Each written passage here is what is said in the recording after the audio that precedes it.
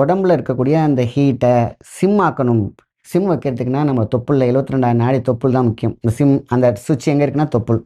தேங்காய் எண்ணெய் நைட் இரவு படுக்கும்பொழுது தேங்காய் எண்ணெய் அவசியம் போடுங்க. இது வந்து பல பேருக்கு வந்து சக்ஸஸ் கொடுத்த ஒரு நீங்கள் ஹையாக இருக்கட்டும் பிபி, அப்படியே மற்ற மெடிசன்லாம் சாப்பிட்டே வாங்க. கொஞ்சம் கொஞ்சமாக அந்த தொப்புளில் இருக்க எண்ணெயும் போட்டுட்டு வந்துட்டே இருங்க. தேங்காய் எண்ணெய் தேங்காய் எண்ணெய்.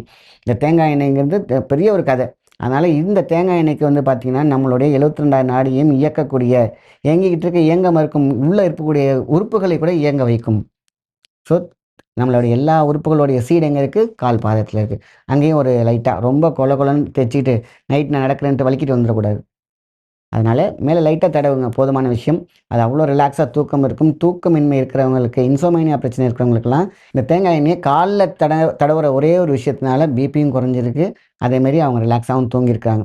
இது வந்து செஞ்சு பார்த்தவங்களுக்கு தான் தெரியும். அதேமாதிரி ஃபேஸ் அவ்வளோ க்ளோவாக இருக்கும், கண் நல்லா இருக்கும். ஸோ ஃபஸ்ட்டு சிம் பண்ணுறதுக்கு ஃபஸ்ட்டு ஸ்டெப் என்னென்னு கேட்டிங்கன்னா, தேங்காய் எண்ணெய் தொப்புள்ளையும் தடவணும், அதேமாரி பாதத்துலேயும் தடவணும்.